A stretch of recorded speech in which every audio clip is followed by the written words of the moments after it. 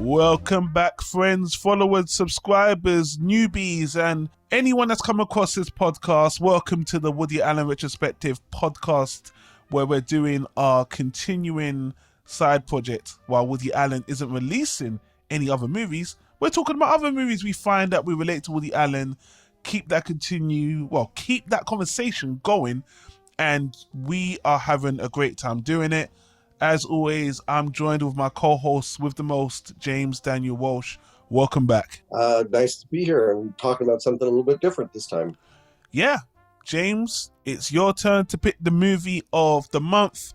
I'm glad you've decided to pick something a bit more recent. But before we talk about that, before I lead you in and you take off like a rocket and talk about that, last time on the retrospective on our Woody Allen Adjacent project, we finished off one of our movie trilogies that we've had a quite thorough discussion about, especially since we separated the last movie from the first two, the Before trilogy, Before Sunrise, Before Sunset, Before Midnight, the Richard Linklater, Ethan Hawke, Judi Dench trio trilogy. We just spoke about the last one, Before Midnight, on the last discussion. If you're watching this on YouTube, I'll put a link in the top right hand corner of the YouTube icon.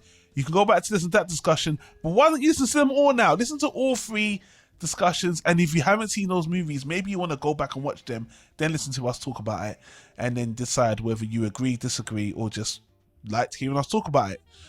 So, with that said, please don't forget, if you enjoy our conversation, this one, the other ones, and you want to support the show, you can leave us a review. More than anything, a review of the podcast lets people know that we're doing good, and you want to share the love. It shows us the most support. But of course, we've got a Patreon like every other podcast or YouTube platform out there, which we could appreciate the financial support. But yeah, to be honest with you, more than anything, if you took the time out to review the podcast on Apple iTunes, it would mean a hell of a lot, because we know everyone can't financially contribute. We love you forever. Let's move on with the show. And on that note, James, would you please mind telling us what we're going to be talking about this time? This time, we're actually going to be talking about a newer movie. It came out last year. It's Kenneth Branagh's Belfast, which is now up for an Academy Award for Best Picture and Best Director for him. James, why don't you be a bit more specific? Do you know how many Academy Awards this movie is up for?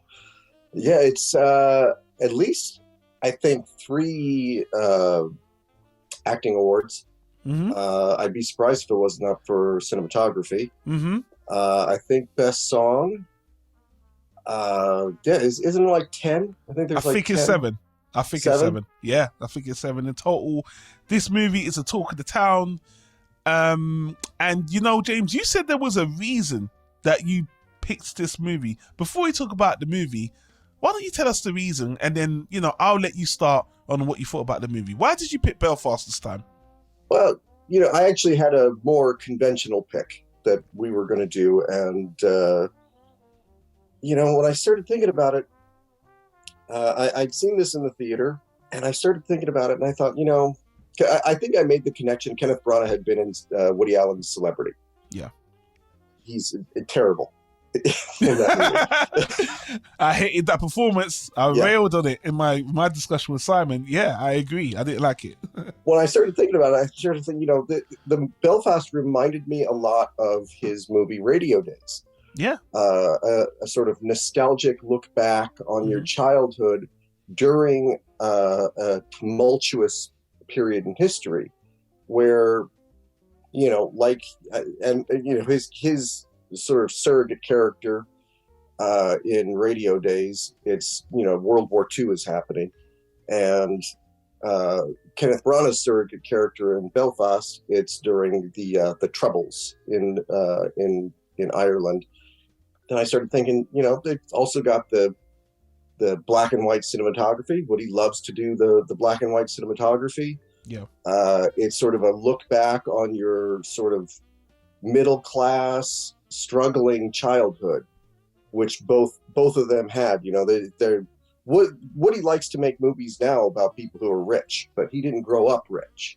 Yeah. And he has a certain nostalgia for that. And you see flashbacks in Annie Hall and things of where you get a sense like that was his childhood, was this sort of working class New York childhood. And in this movie, it's a working class Irish childhood. And the Belfast is a much more serious movie than anything I think Woody's ever. Woody doesn't tackle issues. Woody doesn't tackle, the Radio Days might have been set during World War II, but it's not about World War II. Sure. But I don't think this movie is really about the social issues that are happening in it either. It's really about this kid, and everything is seen through his eyes.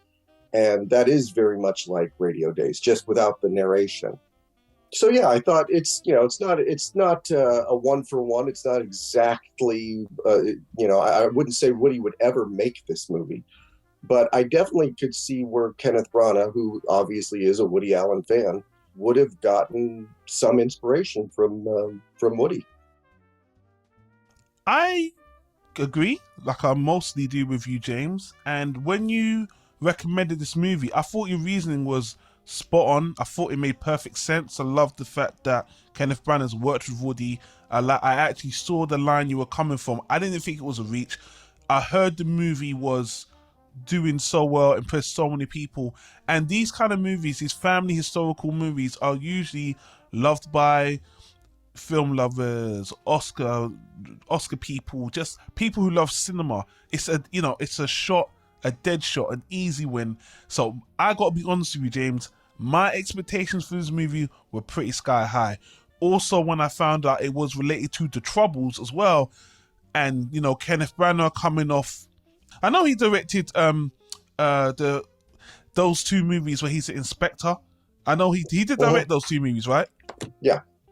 And obviously he was in Tenant as well as the villain as well. This is a seasoned actor, someone who is a good, and even though I did not like his performance playing that Woody surrogate in Celebrity, I think he was a good actor, and it was an interesting, it was what I would call a try-hard performance. So I had no doubt this was going to be a competent movie. But I'll be honest with you, when the movie was over, I was a bit underwhelmed. If I'm being perfectly honest, it felt like, to me, a very decent Sunday movie.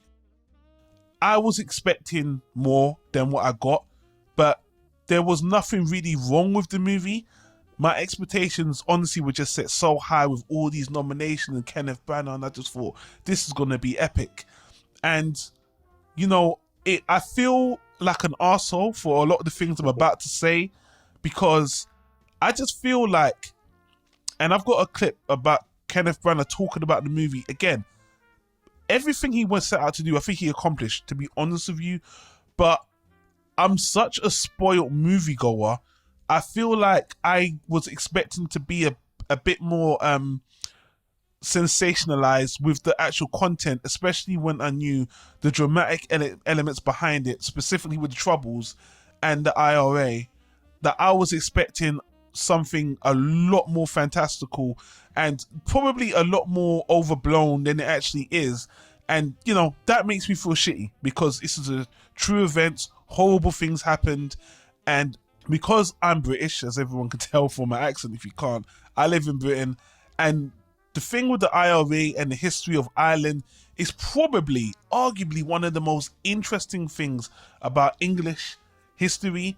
And the movie doesn't really, you could watch this movie and not really understand the context of what is going on, because although you see some of it, it doesn't really take you through it from a perspective where you truly understand it. And to me, I felt that was a missed opportunity. But again, I understand that's Kenneth Branagh's, that was his idea, to take it from the perspective of a boy, not from the adults, not from the gangs, not from the IRA, where you would obviously get that context and understand what is actually going on. but you're seeing this from the perspective of a bit of a lost boy. And I kind of felt like I think he could have done more to draw me in with that. But again, saying that, I feel kind of like an arsehole. And, you know, for anyone who doesn't even know about the Troubles in particular, I feel like you're kind of missing on what makes this critical and such an important story. And again, if you just watch this movie, have no idea about the Troubles, no idea about the Northern Ireland border wars, I honestly feel like you're really missing a core part of the context. But again, some could argue, and I'm sure, James, I'll let you jump in 1 second, you know, that maybe my perspective is maybe a little bit, I'm not taking a really good perspective of this. But I guess I'm just saying I wanted a bit more. Well, you know, I get where you're coming from, and I would say if anybody is interested in like learning about that topic, this isn't the movie. Sure. To go with. You could like watch Michael Collins, which with Liam Neeson, which Neil Jordan directed in the 90s. Wouldn't be a bad place to start as far as just seeing sort of some of the origins of this. I don't even fully, I would have had family who would have been there during that time, and I don't even fully understand like the Catholic Protestant thing there, because it seems so strange to me, because I sometimes have to remember that, you know, how much history changed from around that era to when I was born. And it was not a long time between. I would have only been born about 10 years after this movie is set. And yet the idea of like, I mean, in my country, it would have been segregation and things like that seem so far removed from, you know, what I experienced growing up. But, you know, watching this movie and seeing people just hate each other so blindly, the fact that it is seen mostly through the eyes of this kid, I think it lets you kind of just experience it the same way he would. He doesn't understand what's happening. You know, to him, he's sort of like, wait, why do we not like our Catholic neighbors anymore? What's the problem? Why can't I play with this kid? And why am I being told to? He doesn't understand it. So in that way, you don't really have to have a firm grasp on the actual issue. That said, it's a very interesting issue, and it would definitely inform your viewing pleasure if you knew more about it. But yeah, I would definitely say this is not the movie to go to for a history lesson. Even as a family drama, I didn't feel that much compelled. Like, for example, there's two brothers in this family. The older one, the teenage one, you don't really see him that much in the movie. You know, and I understand that we're focusing on the little boy, but I still feel like it's a missed opportunity, because you've got these other characters as well, and his brother is barely, I would say barely in the movie. The mum and the dad, you can hear them arguing here back and forth, and you know, you can pay attention to the things going on with the adults and stuff to actually feel the context and realize there's something going on. But even that, I was like, I'm not being drawn in by these other characters either. Just the boy, who's a great actor. I think he did a phenomenal job. Very well picked by the casting directors and Kenneth Branagh himself. Amazing. But I just felt to myself, apart from this boy, and I should be connecting with the mum second, to be honest with you, I was kind of like, I'm not sure if I care that much about them, because I don't know, there was something about, I don't know, maybe the father wasn't around, the mum was kind of hiding what was going on, and from the boys, I don't know, I just felt like I couldn't connect in the way that I really felt. And again, I feel like I'm on my own here, because a lot of people love this movie. It's been nominated for so many things, but I just couldn't. I was watching it, and I watched it again, before we record this, and the thing that stuck out to me this time that didn't so much is I did think, man, the brother has nothing to do. Yeah. The older brother has to, and I kept thinking, the little boy has a cousin who is around the same age as the brother, and he spends a lot of time with her, and she sort of, she talks about, oh, I'm in a gang, and we're gonna, and I thought maybe it should have just been this was his older sister. Yeah. Get rid of the brother. And I guess, part of that for me is, though, I mean, I don't have any concept of this kind of a neighborhood and this kind of a family. Again, it seems like it's so removed from the way I grew up, where, you're and you hear this from like my parents' generation, or people just maybe a little bit older than me, where it's like, yeah, my neighbor would spank me, or my auntie would come and she'd get me or whatever. And I'd be like, really? The fact that he has this bigger family, I don't even know, actually, it's his cousin, but I don't know who the girl's mother was. It just, but it feels like, even though they were trying to show he's got a bigger family and everything, maybe they would have tightened it up a little bit to gotten rid of the brother and put the cousin in as his big sister, or just left her as, a cousin, but not had the brother in it. Because, he really didn't have anything to do. And the thing is, this is not a long movie either. You think of these Oscar movies and they're always 3 hours long. This is less than 100 minutes long. They keep it lean, but maybe a little bit too lean. It's only 97 minutes long, so it does come off as a little bit slight in spots that it maybe could have used another 10 minutes.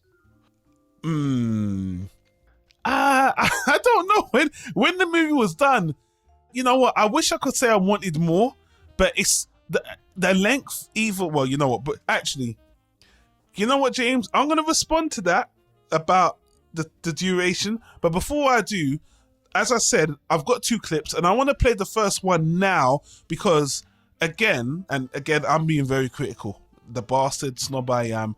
I felt like the context, maybe you watch this movie and you want to go out and learn a little bit more. I just want to play a short clip about the Troubles and then come back to what you were saying about the duration, because I'm not sure. Anyway, I felt that context would have helped a bit more. But again, I'm talking about being baby fed. So why don't I play this clip and then I'll come back and bounce off your point. 30 years ago, this border crossing was bombed by the Irish Republican Army. The attack was part of the Troubles, a civil conflict fought essentially over this border.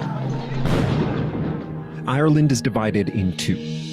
The Republic of Ireland is sovereign and independent, while Northern Ireland is ruled by the United Kingdom. Irish nationalists and Republicans reject that division. To them, the British in the north are an illegitimate occupying force. So they took up arms to kick the British out and unite Ireland into one country. In short, to get rid of the border. That's why in October 1990, the IRA bombed the Coshquin border checkpoint. Even in a conflict known for its atrocities, the attack stood out for its cruelty. I think that my problem is, to this day, and even during Brexit, the IRA and the problem with Northern Ireland is a continuing problem that I've seen, cause so much turmoil that, again, my expectations were, when I saw this Belfast thing and they were going to talk about the height of the Troubles, and you go on YouTube, and that clip I got was from a Vice story. So there's a Vice story on YouTube called Northern Ireland's Invisible Borders. It's a 2-part, 10-minute kind of documentary style, talking about the issues and the Troubles. And when you hear about some of the violence and the craziness, and I heard about this movie because I've watched that documentary a while ago, because in relation to another movie, which I'll talk about in a minute as well, I watched those clips. I knew about the Troubles, and when I heard about some of the crazy, horrible things going on, and I heard Kenneth Branagh live through that, I thought, wow, this story coming to cinema is really going to rock some people. It's winning all these awards. Again, I'm not saying I was expecting the pianist level kind of drama, but in a way I kind of was. And because one of the more recent movies that I will relate to this, James, did you ever watch the movie The Foreigner with Jackie Chan and Pierce Brosnan? No. So The Foreigner, again, is like a Jackie Chan Liam Neeson type movie where Jackie Chan obviously is a legendary badass martial arts expert, but this time he is getting revenge on, I don't want to go into spoilers, but the IRA for some of their bombing attacks that killed his daughter. That's like the start of the movie. That's the premise of the movie. He's getting back at terrorists for what they've done. So again, a lot of people, not just me, but I've seen some people say, yeah, I was kind of expecting them to touch on some of the more atrocious things happen, because a lot of people died in the Troubles. A lot of horrible things done by the IRA. So again, my expectation was, seeing this from this young boy's perspective, this is going to be a hard look at what happened. The movie itself it has those moments where really bad things happen, and I guess I was expecting more of that, especially because how Kenneth Branagh comes through the other side of it. But the way the movie went about it, it was a lot more milder than I really thought it would be. And to be honest with you, there's a bit with the father and one of the, let's call them the gang members, and there's a lot of foreshadowing that some shit's gonna go down. All through this movie, I'm like, by the end of this movie, some shit's really gonna go down. And even the way that ended, I was kind of like, really? I mean, so for this, I feel like a complete piece of shit to kind of try to sensationalize the situation. But I feel like it's kind of a missed opportunity, because I'm sure there's other children that lived through that didn't leave Northern Ireland, that stayed there and probably had their whole lives completely destroyed, like, Grave of the Fireflies type disparity. And I guess that's what I was expecting. And to get this was kind of like, I guess I was just kind of surprised that this is what Kenneth Branagh had to say, because I thought it was kind of mild, to be perfectly honest with you. But again, well, I think too, if it had been more of a history lesson, or if it had been a darker movie with more violence in it, I probably wouldn't have related it to something like Radio Days. Radio Days, there's a lot of like, oh, World War II is happening right now, but there's not talk about like concentration camps. There's not talk about, sort of, Woody would have and has sort of shown, you rooted against the Nazis like you would root against the bad guys in a movie back then during the war, because you just sort of looked at them that way. This movie is a pretty, the kid Buddy, who's played by Jude Hill, who's really good in it, really natural, fantastic, for a child actor. I mean, it's gutsy to ever make the movie that just focused so much on a kid that age, because they can so easily suck and just make the whole thing horrible. But he's really good in it, and he really, you believe him as this little boy who he doesn't really understand what's happening around him. His neighborhood has become a war zone.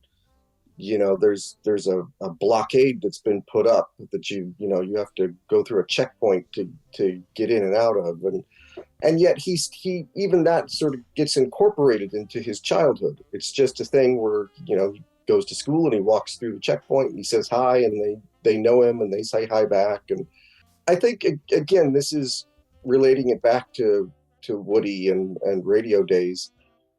It's Kenneth Branagh looking back nostalgically at a period of time that you shouldn't maybe have nostalgia for, but when you're a little kid, you just sort of, you adapt, and you learn to play, even though there might be a bomb that might go off when you go outside to play.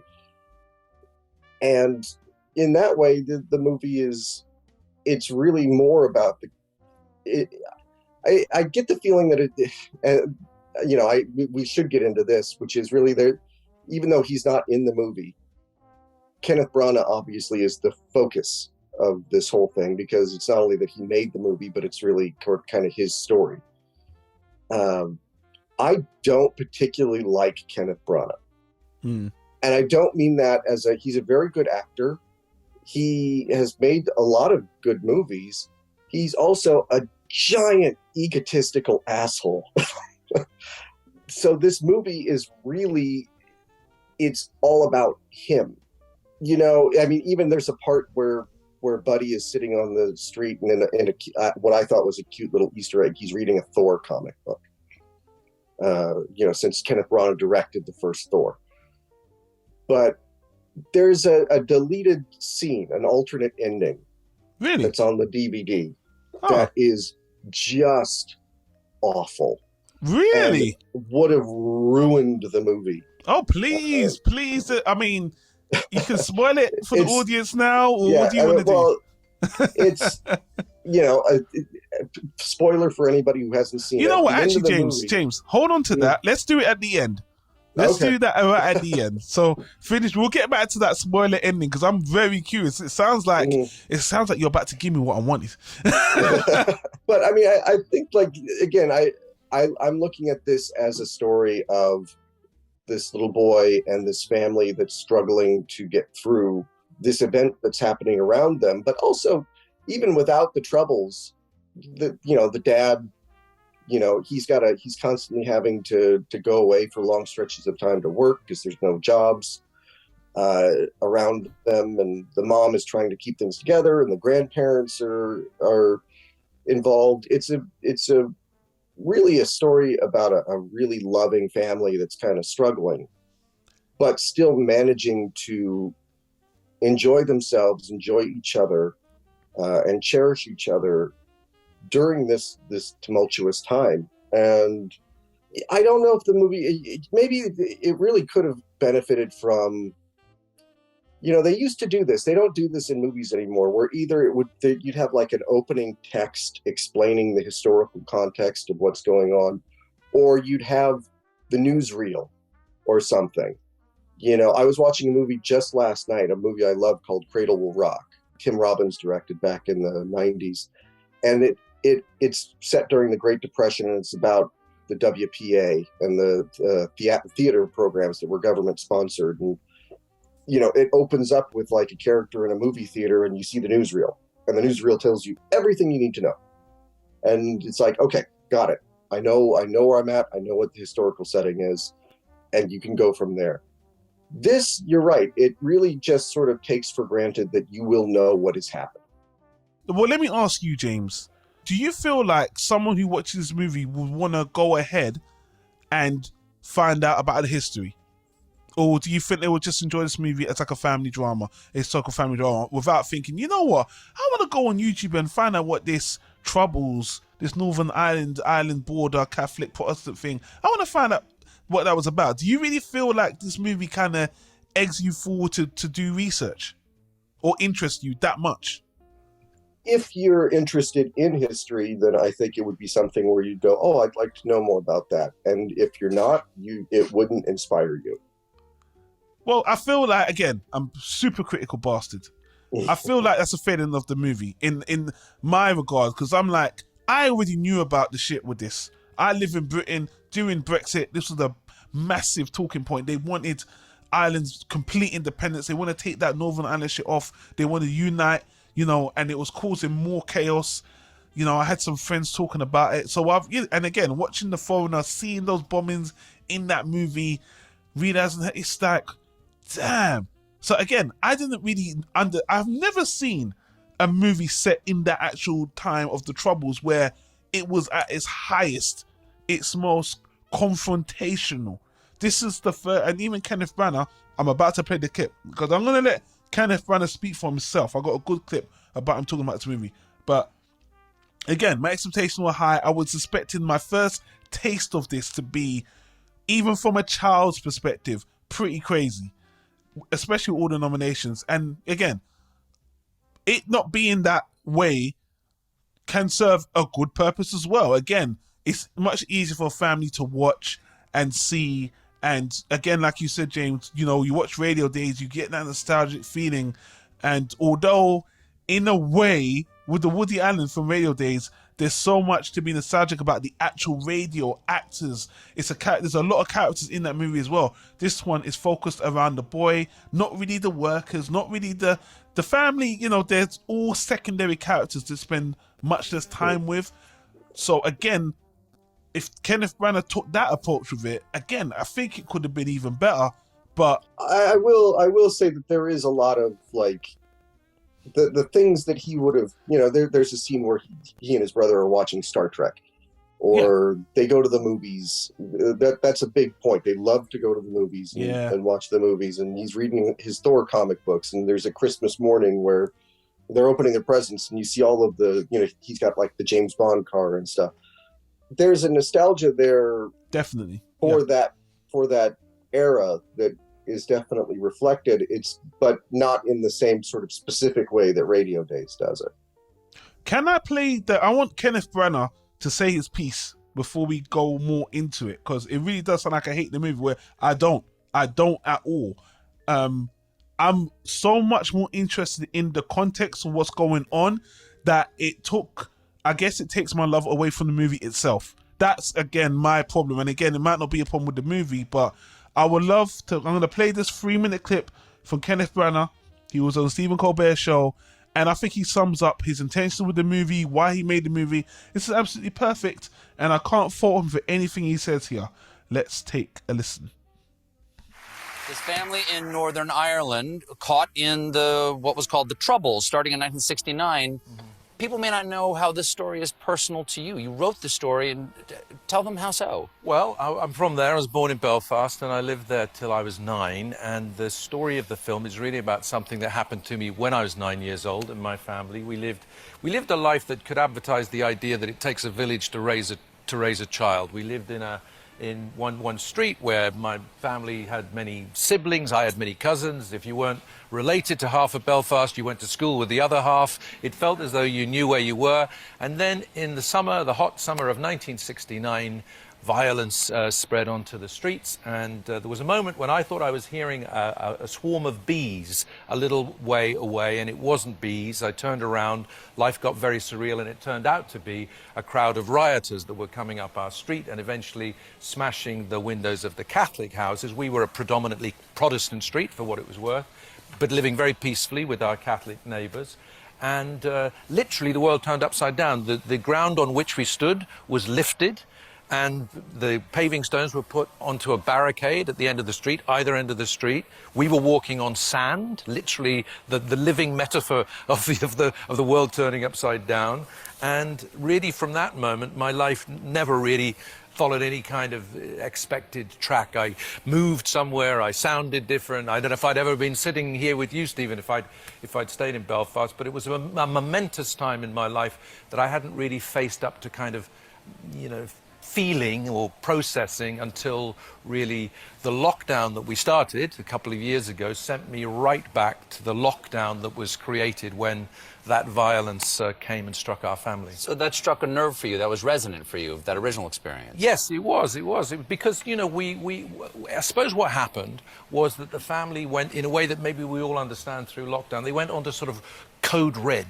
Everything we touched on a little while ago, this idea of that moment in everybody or anybody's life when maybe, the Jesuits say, give me the child till 7 and I'll show you the adult.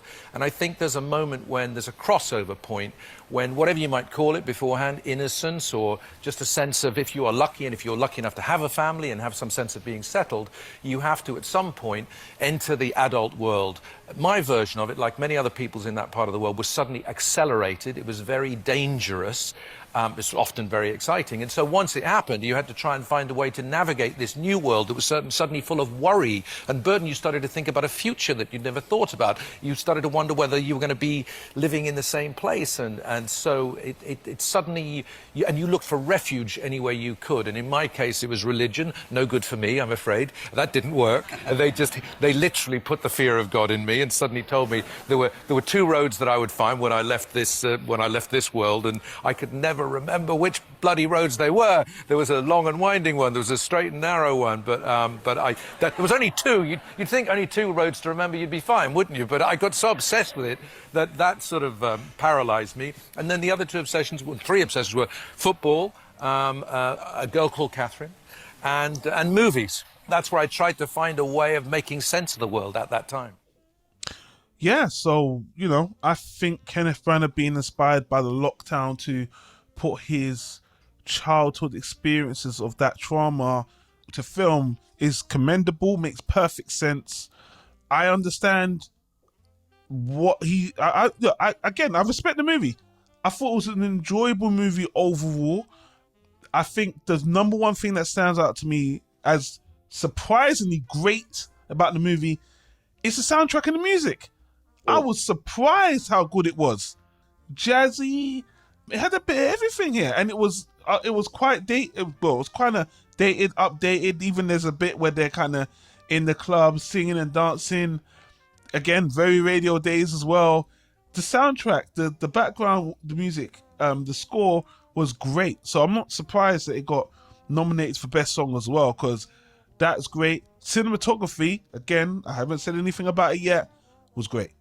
The scenes where, you know, there was the rioting, there was the absolute chaos in the streets, was really done well. I think if you saw it in the theaters like you did, James, probably had a more visceral experience. So from a technical perspective, there's nothing wrong with the movie. And the actors all do a great job, especially the kid, the mum, the dad. Is it Judi Dench? Judi Dench or Judi Dench? Judi Dench, yeah, there's the grandmother. Great as a grandma. The grandpa as well.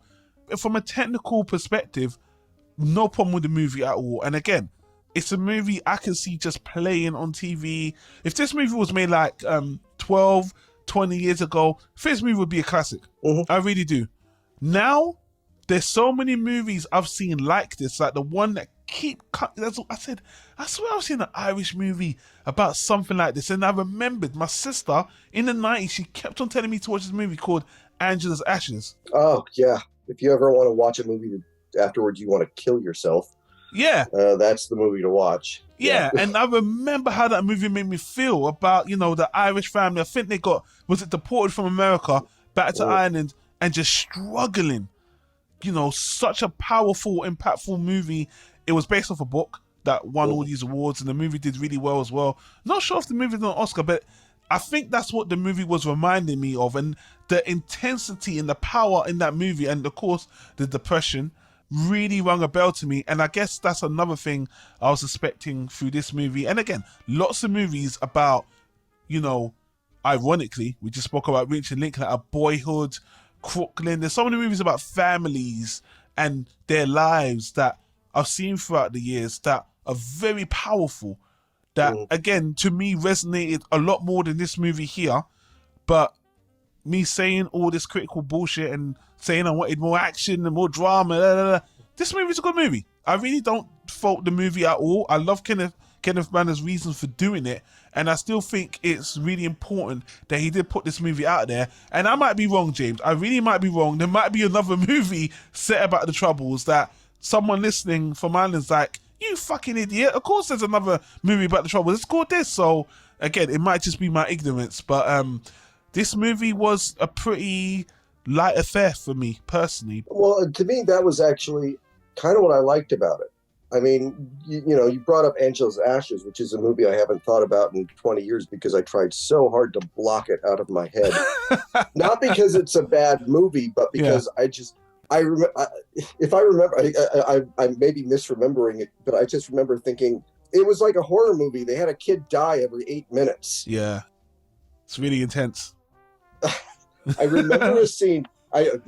We'll go off on a tangent here. Sure. I remember a scene of like a group of little boys like looking over a fence and watching some sheep and jerking off, and just thinking, wait, what the fuck is happening right now? You know what, James? You're just showing how wild things were back in the 90s days. Look where we are now, 2021, and we just watered this shit down. Yeah. You see what Kenneth Branagh's done? Watered this shit down. But you know what? I think about a movie like that. There's a movie called I want to say it's 5 Minutes in Heaven with Liam Neeson, that it's partly set during that time, during the Troubles, and it's more of like a revenge movie. But these movies about Ireland tend to be so depressing. Yeah.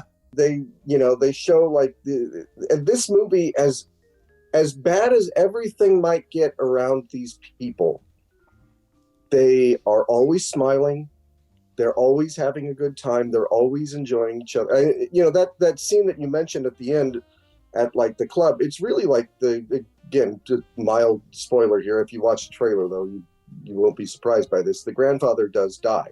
Mm-hmm. That's really his wake that they're at. And, that's a great example of like an Irish wake. Everybody's singing and dancing and drinking and having fun and celebrating his life. And so even though the movie has these really heavy themes and it's dealing with life and death, you don't walk out of it feeling horrible. You don't walk out of it feeling like, like so many movies about Ireland tend to do, where you just hate everything afterwards. You walk out and you're like, as bad as that moment in time might have been, I wouldn't mind being a part of that family and having had that childhood, which is, again, and we'll get to it, that deleted scene. Well, James, you saying that is making me feel like, am I missing the point? Was Kenneth Branagh going in with a conscious choice not to make that depressing Ireland? Because you're right, so. James, you are 100% right. Every time I've looked into Ireland's past, about the Troubles, about the Northern Ireland border war, it has been the darkest, most depressing. So I guess I've been so blinded by that, I couldn't see that maybe that's exactly what Kenneth Branagh was trying not to do. He was trying to make the lightest kind of version of that and not make it so dire, And you know what, James? Maybe, if that is the case, then maybe I've missed the whole point. And that is something I really want to understand, because I found it impossible to believe this movie isn't as dark as all the shit I'm hearing. If you go into the history, watch YouTube documentaries, the shit that went on is crazy. And again, like I said, it never even stopped. The shit was going on even till Brexit. Mm-hmm.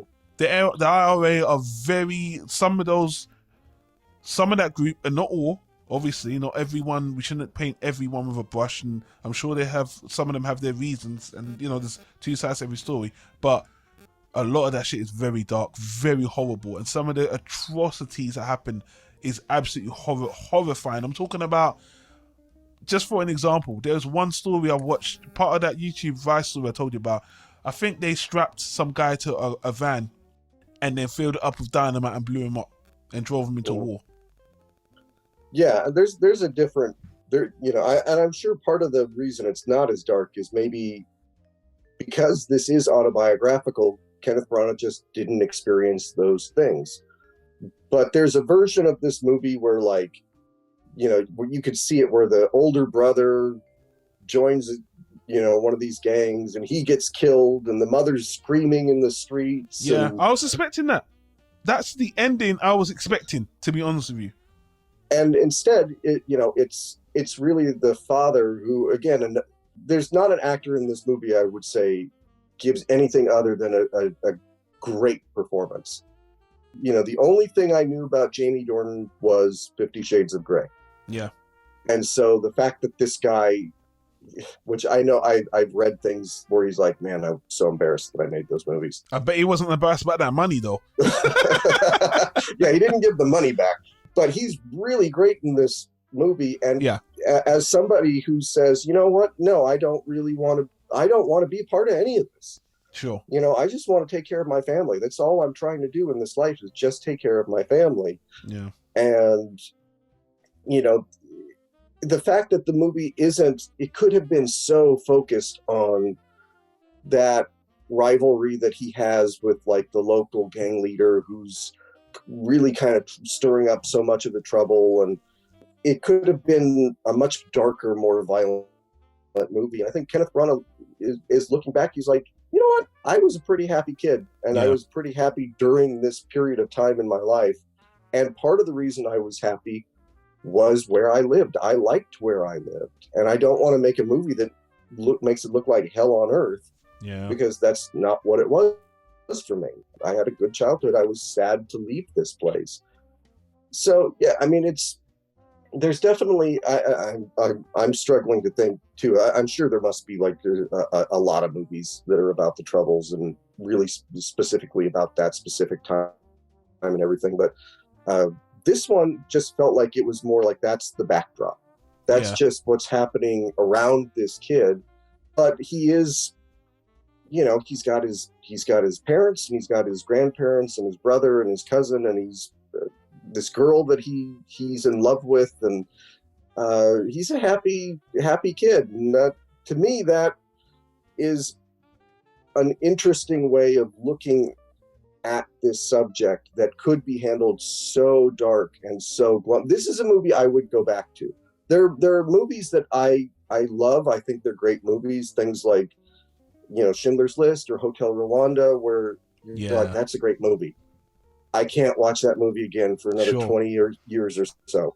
Yeah. But that's a great movie. This is a movie I could watch, every so often, because I wouldn't. It's not so heavy that it's daunting to sit through. I'm blaming the Oscars, James. I'm blaming the fucking Oscars. You can blame the Oscars for a lot. How many times do they promote those kind of fucking movies? Those movies are the hardcore, crazy, historical tragedy dramas winning all those awards, all those. So I'm sorry, I fell for it. And that's what I was expecting here. And I'm criticizing the movie for not doing that when, listening to you once again, I feel like, expectations be damned. I should take the movie for what it is. I felt like my criticism was like, is he trying to hide this shit? Is he trying to hide the real intensity? What are you doing, Kenneth? Show us the truth. Why my expectations was the reason I wanted to see this actually was because this had one of those trailers where the trailer was so good that I thought, this is just going to be a great movie. And the trailer is, it shows like what's going on in the background. It's got the pop music playing. It's got the little boy running around smiling. I knew what movie I was getting into when I went to go see it. If I had gone in and at some point, the lovable neighbor or something got his arm blown off, or the grandfather gets shot in the head or something, I would have been like, oh, this isn't the movie I thought I was going into. So that trailer really set me up for expecting a certain kind of movie, and it's the kind of movie that I got. Yeah, I feel like if, unlike me, you don't know about some of the crazy atrocities, if you didn't live through that, if you I'm sure there's some Irish people that didn't get away, that had their lives destroyed, and they see Kenneth Branagh's so-called happy ending movie, they might fucking loathe this movie, but... Well, this is a weird comparison, but it makes me think a little bit of the movie version of The Diary of Anne Frank. Ooh. Because it's obvious, like, very heavy subject matter. It's also about a teenage girl who likes a boy, and there's kind of a sillier element to it because it's about this girl who is, she's going through this period of time, but she's still just a teenage girl, and she still has these same feelings and these same, immaturities and everything.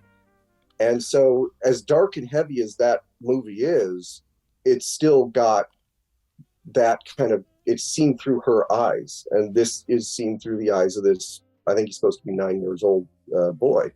So everything is a little bit brighter. If the movie were seen through the eyes of the father, I'm sure it would be a much darker movie. Yeah.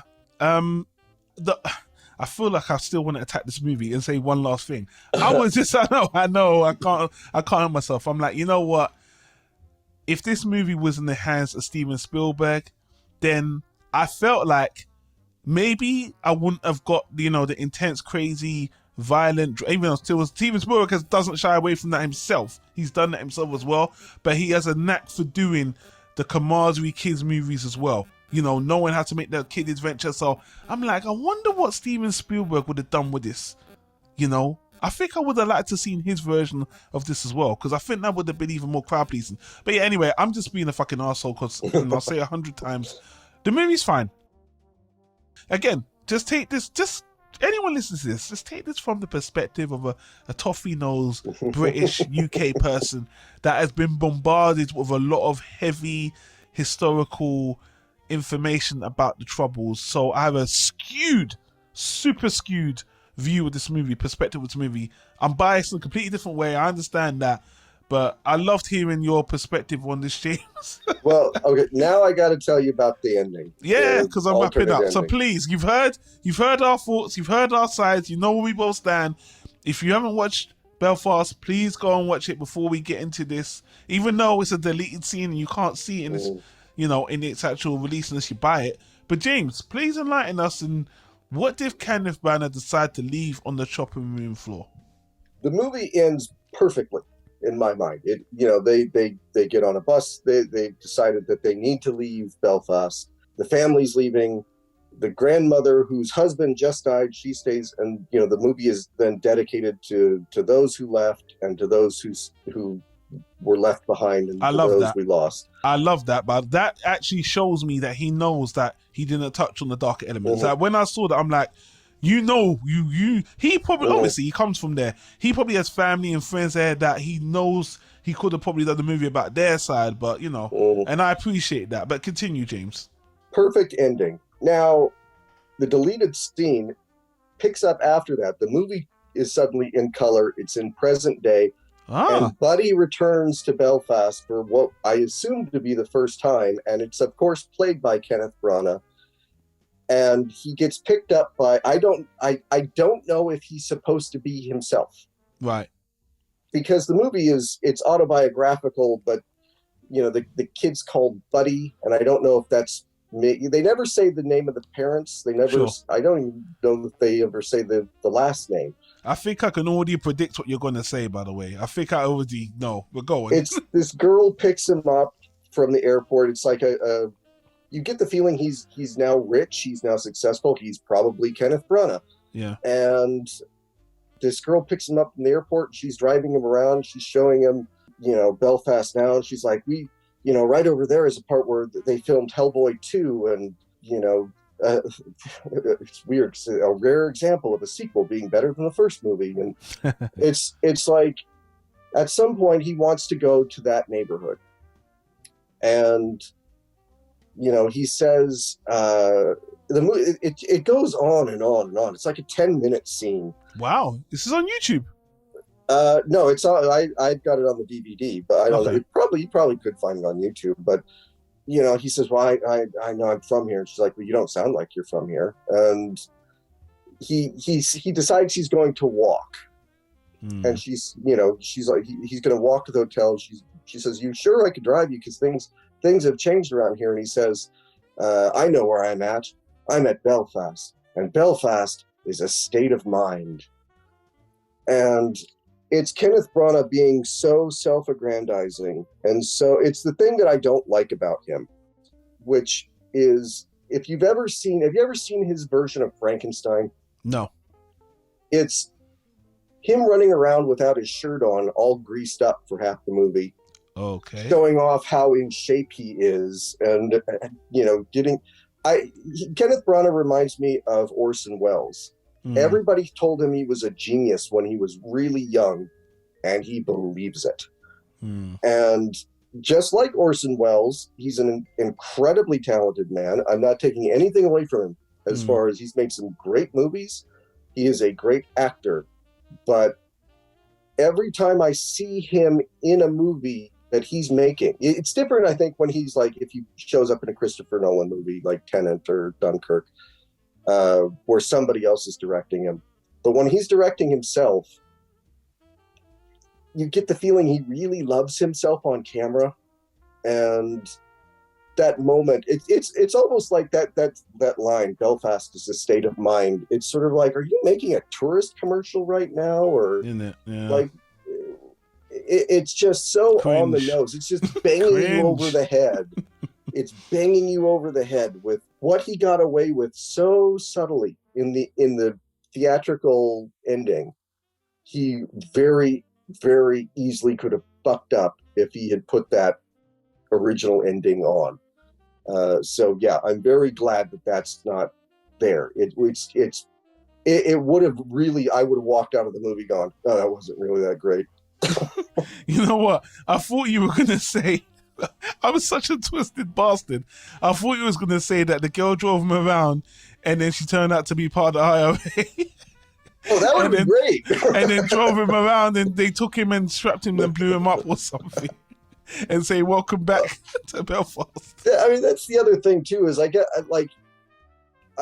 maybe this is just me being cynical, but like, I'm thinking, because again, all you could do, they don't tell you who Buddy grew up to be. So I'm just thinking, okay, he's Kenneth Branagh. Yeah, and I think that's the point. I'm thinking this is the first time that he's been back. Am I supposed to believe like that he's never Kenneth Branagh is 60 some years old, that he's not been back since then? Or am I supposed to believe that he's like 42 here? Or like he doesn't want, his hair looks like it's a little bit dyed to make him look a little younger, and I don't know. It just, the whole thing was just cringy to me, and so different from the rest of the movie that it really would have ruined it. So I'm very glad that he cut that out. Well, thanks for the thanks for the little update there. Wow. Well, yeah. I don't know what else to say. Yeah. It wasn't a waste of time. I honestly would have understood if this movie was nominated once, but the unanimous praise of every element of the movie is kind of like, really? Oh, okay. Well, again, historically, these kind of movies, historical dramas, are a shoo-in for the Oscars. So, in that sense, was there any other movie released in the last 12 months that were in the same kind of vein? Not really. So, it was kind of a shoo-in. Well, to be perfectly honest with you, talking about the Oscars, I haven't actually been looking that closely at what's up on there, except for there was that big to-do about the popular movie and the fans movie. No one's watching the Oscars anymore, so they're trying to appease like the casual, the superhero group, blah blah blah, and I'm just like, I don't really give a shit either way. I haven't watched the Oscars in 20 years, so yeah, I don't. The fact that it's nominated is great, but I don't care. It doesn't make the movie better or worse to me. So, to summarize, James, not a bad pick.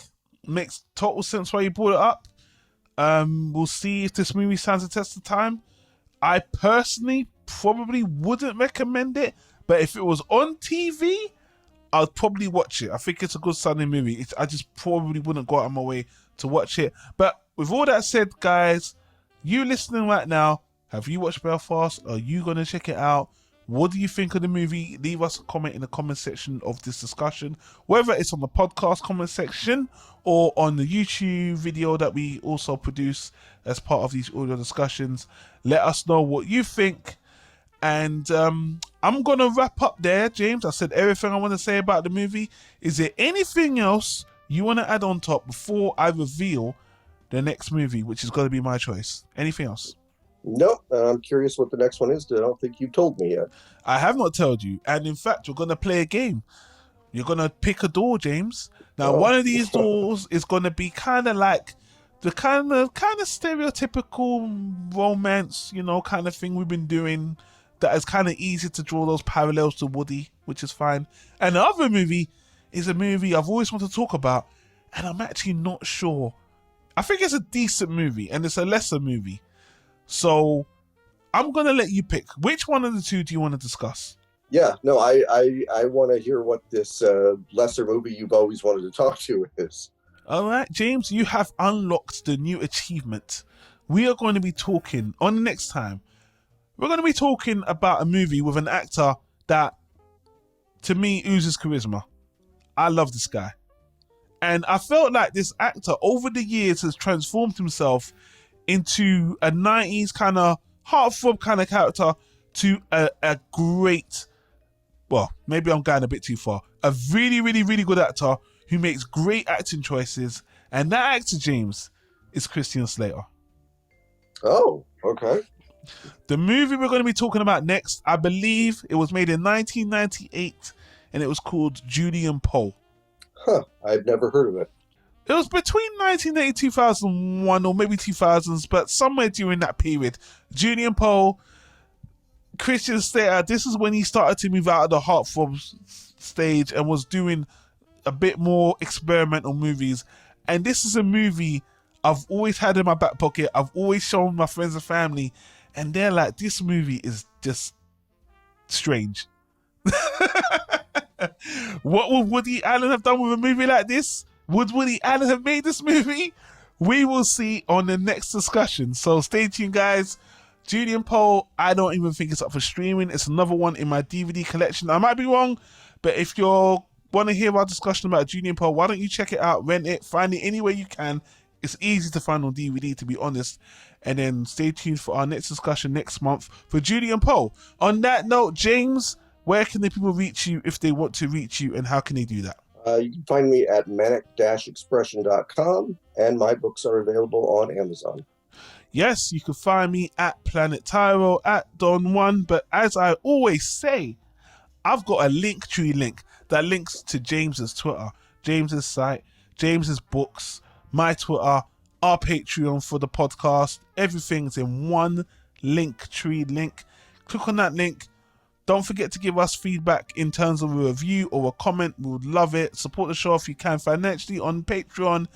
And we're looking forward to seeing you on the next recording, guys. Stay safe, stay cool, and yeah, man, we'll see you later.